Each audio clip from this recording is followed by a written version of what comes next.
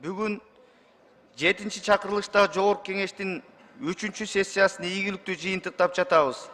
Эми ушул убакыт аралыгында аткарылган иштерге, жасалган жумуштарга бир аз сересеп салсак. Бул сессиябызда олуттуу окуялар, маанилүү иш-чаралар менен эсибизде калды. Күздө Кыргыз парламентинин 85 жылдык мааракесин белгилеп, мыйзам чыгаруу органынын тарыхын, баскан жолун жана келечегин талкуулаган чоң иш-чара өткөрүлдү. Анын ичинен көз карандысыз мамлекеттер шериктештигине мүчө өлкөлөрдүн парламент жетекчилеринин катышуусунда чоң конференция уюштурулуп, Жогорку Кеңештин мамлекеттеги эле эмес, эл аралык деңгээлдеги ролу тууралуу кеңири баяндамалар жасалды. Ага удалаш көз карандысыз мамлекеттер шериктештигине мүчө өлкөлөрдүн парламенттер аралык ассамблеясынын кезектеги жыйындары өтүп, анда өнөктөш өлкөлөрдүн алакасын арттырууга багытталган маанилүү сүйлөшүүлөр жүргүзүлдү. Мындан тышкары, Борбор Азиядагы лидер айымдардын форуму Бишкек шаарында өткөрүлүп, коңшу мамлекеттердин байланышын чыңдоого айымдарыбыздын ролу чоң экени белгиленди.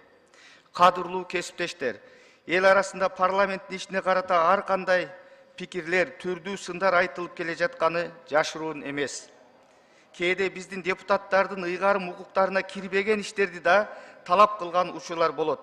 Чындыгында эле мамлекеттеги маанилүү маселелердин бардыгы депутаттардын кароосунан өтүп, анын ичинен ар бир мыйзам долбоору парламент тарабынан кабыл алынат. Бирок аларды аткаруу милдети министрлер кабинетине жүктөлүп, депутаттар көзөмөлдөйт. Азыр бардык бийлик бутагы бир жакадан баш, бир жеңден кол чыгарып, бирдиктүү саясат жүргүзүүдөбүз. Өлкөнүн өнүгүшүнө багытталган демилгелерди дароо колдоого алып, керектүү иштерди ыкчам жана тез жүргүзүү ыкмасына өттүк. Саясий оюндардан алыс болуп, жеке амбицияларыбызды артка калтырып, мамлекеттик кызыкчылык үчүн иштеп жатабыз.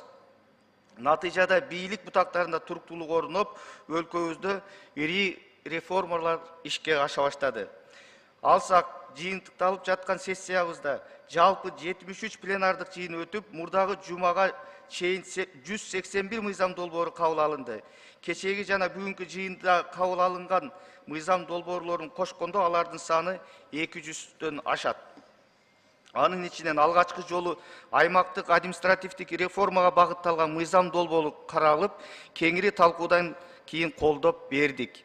Бул мыйзам аймактардын өнүгүшүнө өбөлгө түзүп, өлкөбүздүн жаңы багытта алдыга жасалууга жардамчы болот деген ишеничтемин. Албетте аталган реформага карата ар кандай сындар айтылып, талаштуу пикирлер да жок эмес. Бирок эгемендик алгандан бери ишке ашырылбай келе жаткан бул реформа чоң саясий эркти талап кылып, кеңири изилдөөлөр менен жасалганы турат. Буйруса аягына чыкса, сөзсүз жемишин берет. Мамлекеттик казынанын натыйжалуу пайдаланууга жана башкаруу системасын жөнгө салууга чоң мүмкүнчүлүк түзүлөт.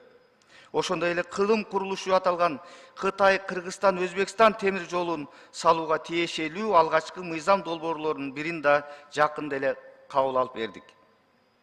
Келечекте аталган темир жол курулса, Кыргызстан жол туңгуюгунан чыгып, Улуу Жибек жолу кайрадан калыбына келет. Өлкөбүздүн соода байланышы дагы кеңейип, мамлекеттер ортосунда эле эмес, континенттер ортосунда да жаңы транспорттук каттам ачылганы турат. Тагыраагы Чыгыш Азиядан түштүк Европа өлкөлөрүнө баруучу жол 900 чакырымга кыскарат. Бул жүк жеткирүү убактысын бир жумага үнөмдөөгө мүмкүндүк берип, жүк ташуу көлөмүн кыйла көбөйтөт. Андыктан мындай ири долбоорго тиешелүү тарыхый документтерди парламент тоскоолдуксуз карап, колдоп бердик. Муну менен катар 3-чү сессиябызда башкы прокурордун эсеп палатасынын төрагаларынын отчетторун каралып, акыйкатчынын да жасаган иштери боюнча маалымат уктук. Комитеттерде жана фракцияларда да кеңири талкуулар өтүп, министрлер кабинетинин өкүлдөрүнүн катышуусунда маанилүү чечимдер каралып уюштурулду. Депутаттардан сунушталган ар бир мыйзам долбоору милдеттүү түрдө коомдук талкуудан өтүп, коомчулуктун мыйзам чыгаруу ишмердүүлүгүнө катышуусун камсыздадык. Бардык жыйындар ачык айкын көрсөтүлүп, отурумдардын баары түз эфирлерде чагылдырып келди. Мындан тышкары, жалпыга маалымдоо каражаттарынын 250дей өкүлү туруктуу аккредитациядан өтүп, парламенттин ишмердүүлүгүнө элге жеткирүүгө мүмкүнчүлүк алышты. Жогорку кеңештин башкы максаттарынын бири эл менен бийликтин ортосунда көпүрө болуп, шайлоочулардын ишенимин актоо болгондуктан, жарандар менен да түздөн түз иштөө жигердүү улантылууда. Шайлоочулар менен ар кандай жолугушуулар өтүп, депутаттар иш сапарлары менен аймактарга барып турушту. Ал эми тармактык комитеттердин көчмө жыйындары байма-бай уюштурулду. Кымбаттуу кесиптештер, азыркы тапта Кыргыз Республикасынын парламенти мыйзам чыгаруу бийлигин жана өз ыйгар муктарын чегинде мыйзамдардын аткарылышына көзөмөлдүк кылуу милдеттерин ишке ашыруу өкүлчүлүктүү жогорку орган катары өнүгүп келет.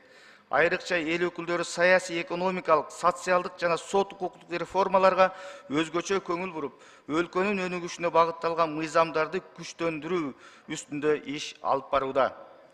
Анткени укуктук мамлекет үчүн парламенттин ролу жогорку экени анык. Өткөн сессия алкагында депутаттар тарабынан 66 мыйзам долбоору киргизилип кабыл алынды. Ардактуу депутаттар, мамлекеттер аралык байланышты чыңдоодо парламенттик дипломатиянын ролу эбегейсиз. 3-чү сессиябызда аталган маселеге өзгөчө көңүл бурулуп, тышкы алакаларды чыңдоо аракетин көрдүк. Айрыкча алыс өлкөлөр менен парламенттер ортосунда кызматташтыкты кеңейтүүгө басым жасап, Улуу Британия, Венгрия, Австрия өңдүү Европа өлкөлөрү, андан сырткары Монголия, Азербайжан мамлекеттерине расмий сапарлар уюштурулду. Албетте бул чек эмес, дагы абдан чоң даван ашуулар али алдыда деп эсептейбиз. Себеби Кыргыз парламенти мамлекетибиздин мыйзамдык базасын чыңдоого, туруктуу өнүгүүнүн улуттук стратегиясында каралган программалык милдеттерди ишке ашырууга аракет кылып, калыптанган саясий системасы бар, экономикасы кыймылдуу өнүгүп жаткан жана калкынын кирешелери ырааттуу өсө баштаган демократиялык мамлекетти курууга көмөк көрсөтүшүбүз зарыл. Бул үчүн президент жана министрлер кабинети менен тыгыз иш алып барып, жигердүү кызматташуубуз максатка ылайык. Ардактуу эл өкүлдөрү, жожөнү күздө сана дегендей, жасаган ишибизди жыйынтыгын көрсөткүчтү күн алыс эмес. Андыктан баарыбыз бир жакадан баш, бир жеңден кол чыгарып, жеке мүдөөдөн улуттук кызыкчылыкты өйдө көрүп, эл үчүн эмгектене берели.